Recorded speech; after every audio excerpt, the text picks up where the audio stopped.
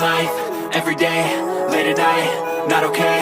All I want, and I pray, all I need are some better days. Fuck me, I'm looking in the mirror, so foggy, but I've never seen clearer. I don't really think anyone can save me, and honestly I'm not really sure I want saving. I like to be my own worst enemy. There's no risk if you don't try at anything, so I'ma just keep buying everything. See you in the next life, have to be a better me. I don't think that my head's on straight, gotta flip it and grip it and go and get an x-ray.